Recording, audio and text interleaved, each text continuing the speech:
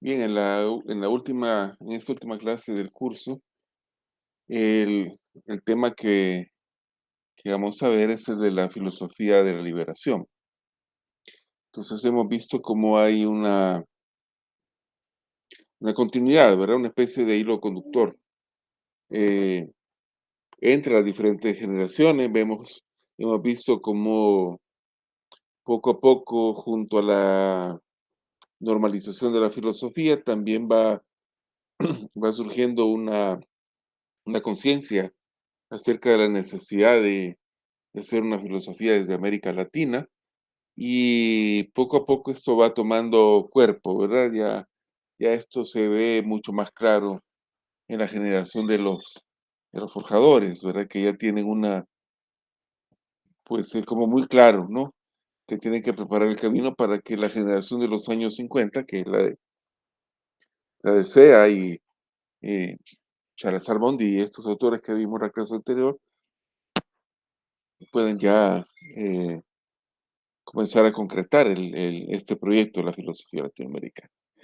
Y bueno, y justamente es a partir de estas discusiones, ¿verdad? Las polémicas sobre la posibilidad, sobre si era factible, ¿verdad? Hablar de una filosofía latinoamericana, eh, que valga también un poco el comentario, es el objeto de una conferencia y una serie de escritos de Francisco Gavidia en la década de 1930, que él ya empieza a hablar de una filosofía latinoamericana, ¿verdad? Cuando todavía pues el término no está en discusión en el ambiente. Eh, bueno, en los años 60 sí hay ya un grupo de filósofos eh, que al hilo de estas discusiones que veíamos, eh, ya empieza a hacer pues un proyecto filosófico latinoamericano con unas problemáticas, unas características propias. eh,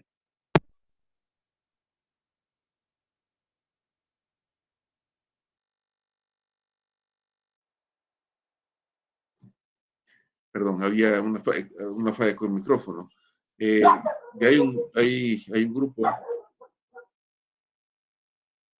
autores que está en los años 60, que está muy consciente que sí es factible, ¿verdad? Es necesario incluso hacer una filosofía latinoamericana, muy consciente de que esto no implica ni romper con la propia tradición histórica, pero tampoco echar a un lado, pues, la tradición filosófica europea, sino que es importante también establecer un diálogo con la misma.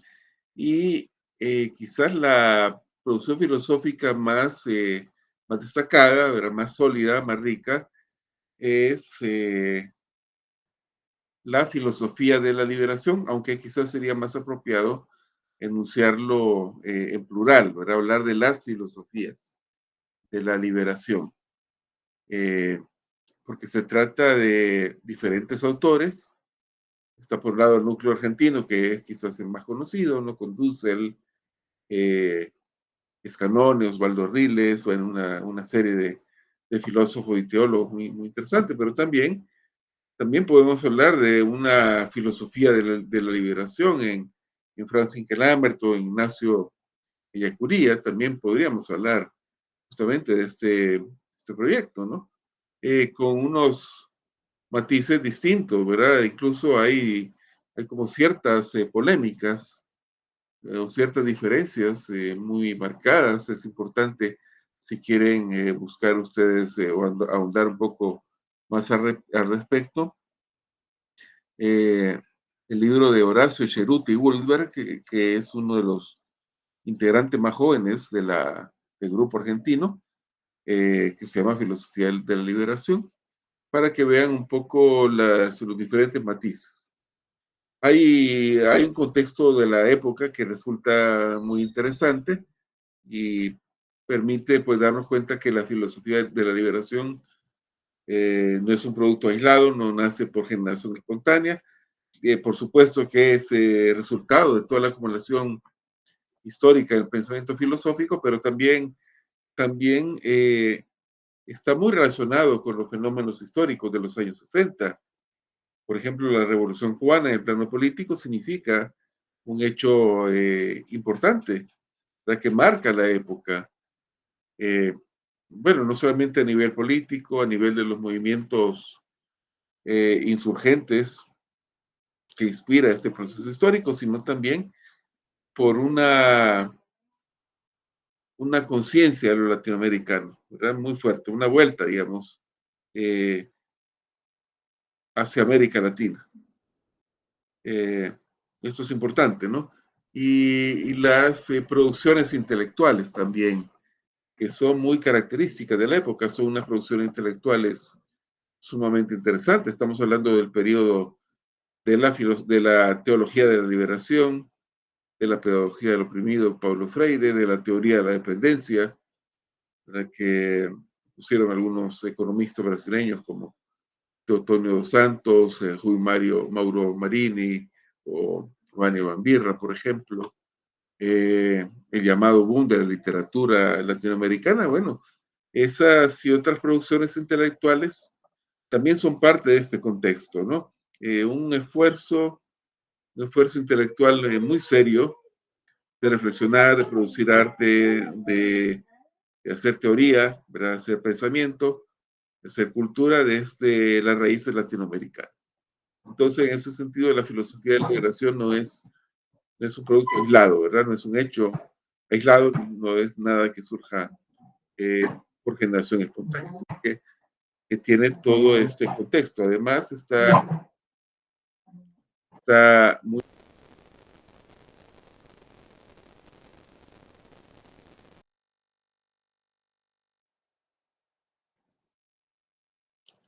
Hay una vinculación muy fuerte con la teología de la liberación. De hecho, pues algunos de los autores, algunos de los filósofos de la liberación también son teólogos, ¿verdad? También ha hecho teología, hay unos vasos comunicantes muy importantes.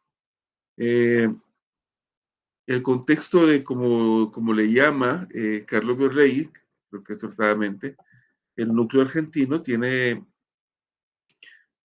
digamos, tiene varios planos, ¿verdad? Un plano, si quieren, estrictamente filosófico, pero también un plano político, tiene que ver con los sucesos políticos en la Argentina, ¿verdad? En términos filosóficos, eh, pues yo creo que resulta relevante pues el hecho de que estos jóvenes que son profesores universitarios, eh, Dussel creo que está, si mal no recuerdo, creo que en la Universidad de Córdoba, no recuerdo, eh, están unidos por una inquietud muy fuerte, ¿no? De hacer una filosofía latinoamericana con un carácter liberador, y ahí pues que pues, le nombran a su proyecto Filosofía de la Liberación, recogiendo pues la inquietud que había planteado en su momento Leopoldo Sea, a quien de hecho van a invitar a una jornada de reflexión filosófica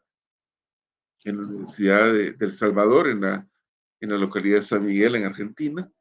Eh, Van a reflexionar con Sea, van a escribir una serie de trabajos acerca de la filosofía, de cómo debería ser esta filosofía liberadora latinoamericana. Es un elemento del contexto muy importante, ¿no? Y como digo, tiene mucha relación con otras producciones intelectuales, ¿verdad? Eh, con la teoría de la dependencia, por ejemplo, eh, cómo la situación latinoamericana a nivel de las estructuras económicas eh, no se explica lo suficientemente bien si no tomamos en cuenta estas relaciones coloniales, neocoloniales, eh, de dependencia económica, bueno, social, política y cultural que se construyen históricamente, ¿no? Y que como lo van a señalar muy bien los teóricos de la dependencia, pues no se puede romper con esto mediante un esquema desarrollista, que eso era muy propio de la época, ¿verdad? El discurso económico hegemónico es el del el discurso desarrollista, ¿no? Eh, Plantear que somos países subdesarrollados, por lo tanto, pues como la salida histórica sería emular el nivel de desarrollo de los países capitalistas avanzados, ¿no? De manera que aquí había una especie de naturalización de las eh, diferencias, ¿verdad? De las desigualdades históricas y prácticamente como que si fuéramos eh, pues un niño, ¿verdad? Un paciente con desnutrición, pues América Latina y los países desarrollados, bueno, había que darle algún tipo de suplemento de vitamina para que alcanzase luego el nivel de desarrollo, ¿no? Entonces, contra esto va a reaccionar la teoría de la dependencia, que es una teoría que tiene una perspectiva muy crítica sobre el capitalismo, ¿verdad? Y la perspectiva que se señala es, bueno, justamente es necesario eh, liberarse de ese sistema económico, ¿no? Entonces, un poco por ahí vamos encontrando como ciertas afinidades, ¿verdad? Con la teología de la liberación también, ¿no? Una, una lectura inspirada en el Vaticano II, pues, bueno, usted lo sabe mucho mejor, eh, desde una perspectiva, pues, cristiana, ver las desigualdades, ver la injusticia histórica de América Latina y del llamado Tercer Mundo, como el producto de un pecado histórico, ¿verdad? Un pecado estructural y un poco también, pues, la idea de cómo la fe cristiana debe ponerse al servicio de la liberación. Entonces hay todas estas conexiones importantes.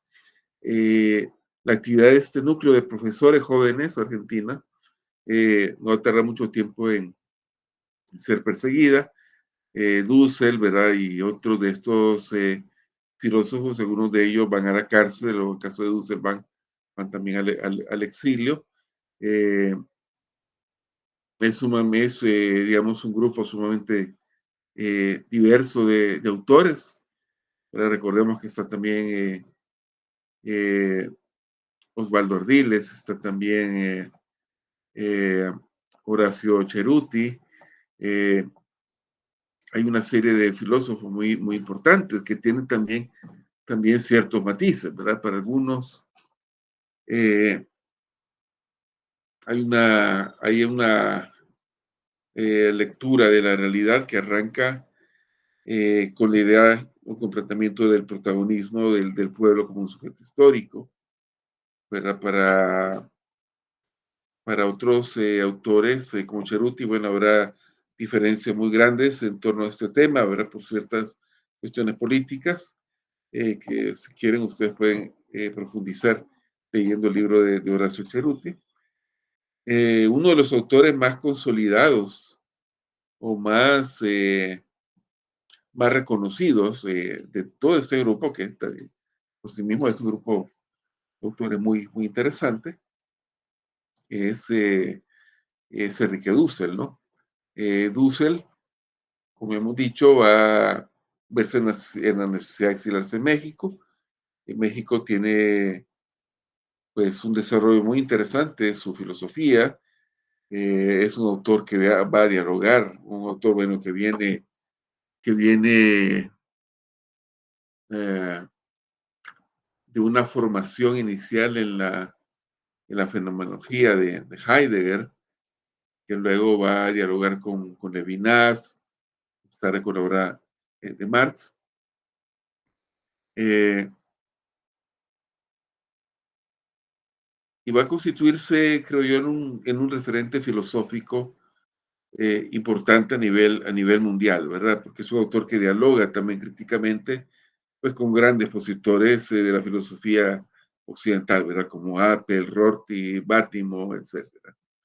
Eh, Hay ahí, digamos, en la filosofía de Dussel, quizás, bueno, ameritaría pues una clase, ¿verdad? Un curso de por sí, la obra de Dussel.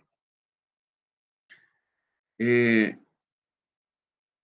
una filosofía que parte de una crítica a la filosofía occidental, que, como lo va demostrando en sus primeras obras, por ejemplo, Para una ética de la liberación de los años 60, ya perfilando esto, como la tradición filosófica occidental constituye una antropología filosófica y una ética a partir de la constitución de una totalidad cerrada, ¿no?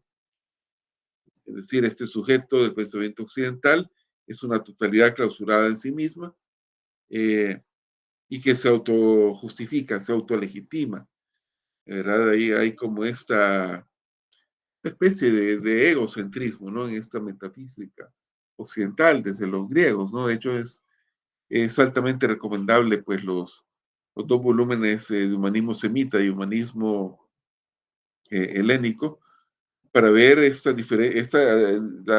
gran diferencia entre dos grandes tradiciones del mundo antiguo, ¿no? Entre el mundo helenístico y el mundo semita, para ver también estos contrastes, ¿no? Entre esta tradición, pues, que inicia de los griegos, eh,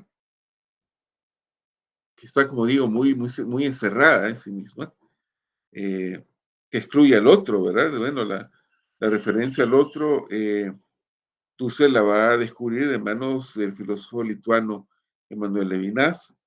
El otro es el que está excluido de la totalidad. Y la tradición semita, esto se refiere a las figuras de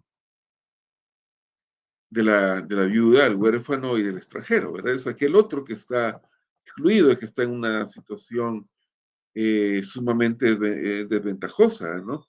Y cómo esta mirada del otro para Levinas nos interpela éticamente, ¿no?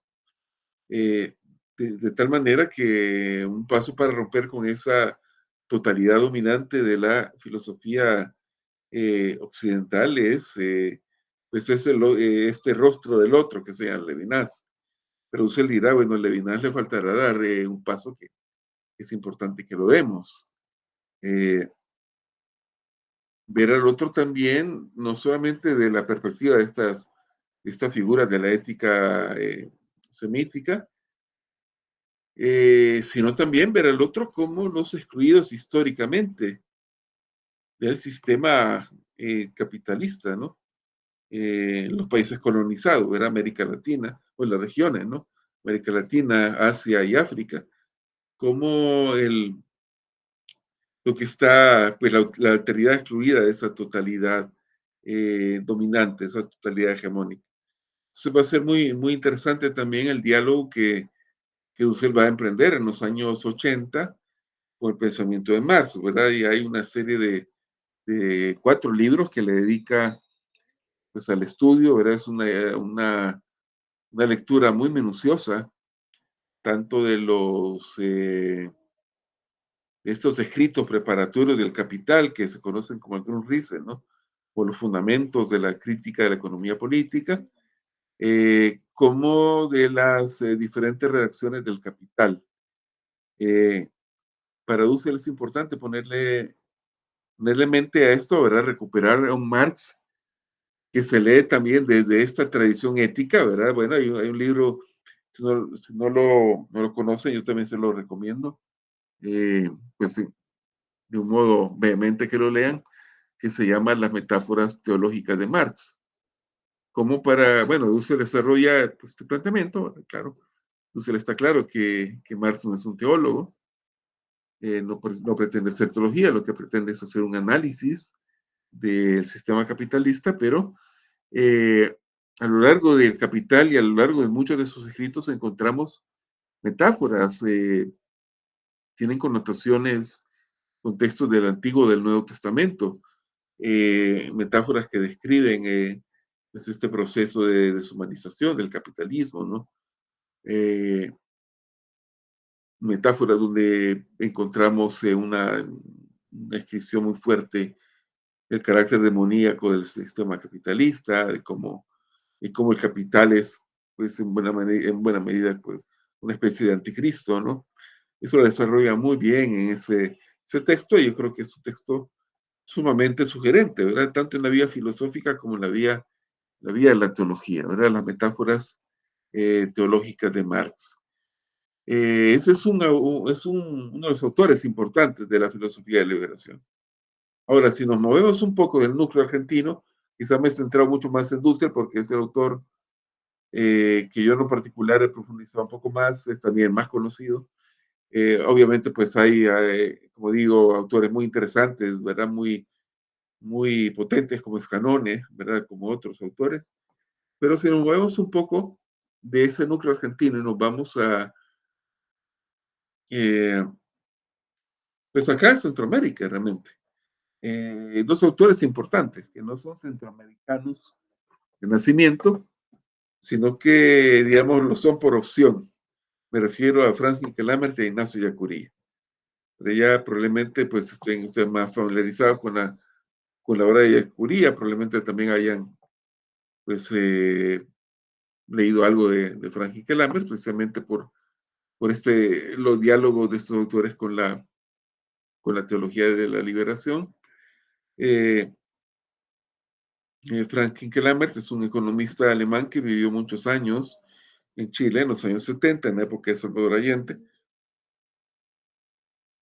y precisamente a raíz del golpe del año 73 tiene que salir de ahí. Entiendo que regresó un tiempo a Alemania y luego regresa a América Latina, esta vez a Costa Rica, ¿verdad? Donde impulsa un grupo de estudios, el Departamento de Estudios, eh, el Centro de Estudios Ecuménicos, creo que se llamaba, ¿verdad? El DEI, San José. Eh, Hace una reflexión filosófica muy importante acerca de la idolatría del capital, ¿no? Eh, Tiene una obra muy importante, como las armas ideológicas de la muerte, la vida o el capital, etcétera. Y bueno, la última figura, pues, no menos importante en las filosofías de la liberación, es Ignacio Yacuría. Era lo que podríamos decir, pues, aparte de lo que ustedes ya conocen, es, bueno, podríamos ver un poco la evolución del pensamiento de Yacuría, eh, quizás como un pensamiento animado por hacer una filosofía, como lo dicen sus estudiosos, ¿no? Una filosofía a la altura de los tiempos, ¿verdad? Entonces, una filosofía cristiana, ¿no? Que en un principio pretende dialogar con esa filosofía que fue muy fuerte, ¿no? En los años 50, 60, como el existencialismo. Pero quizás, bueno, indudablemente la experiencia latinoamericana de Curía, primero en el Ecuador, pero sobre todo acá en El Salvador, eh,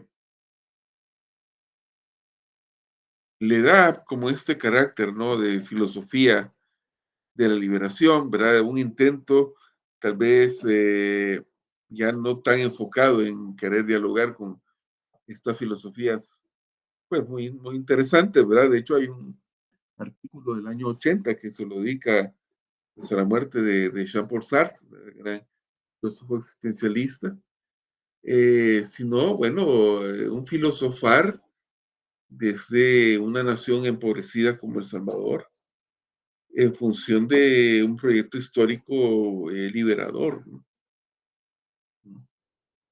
Muy vinculado fuertemente, yo creo que es irresponsable bueno, hacer como compartimientos estancos entre sus diferentes, digamos, zonas de reflexión. Claro que metodológicamente se impone, digamos, pues hablar de una obra teológica, de una obra filosófica, o de una obra política, si quieren verlo, pero no son facetas que estén desconectadas entre sí, sino que podemos encontrar pues un diálogo, un proyecto pues intelectual sumamente amplio, ¿no? Eh,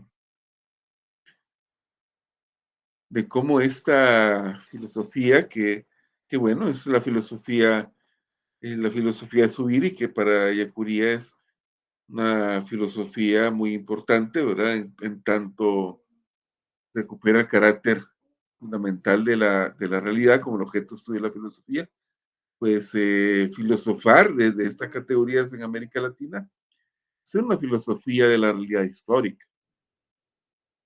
La realidad histórica que se asume con las características de violencia, de pobreza, ¿no? De dependencia estructural, como esta filosofía debe tener un carácter emancipador.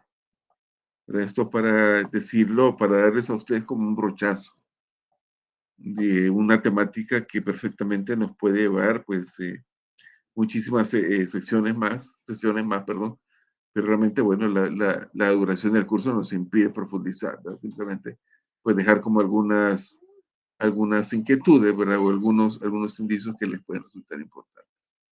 Bueno, nos quedamos hasta acá. Pues esto ya queda colgado en la plataforma y afectó el trabajo final, bueno, pueden comunicarse conmigo. Bueno, espero que todo marche bien para ustedes en este final de ciclo. Hasta pronto.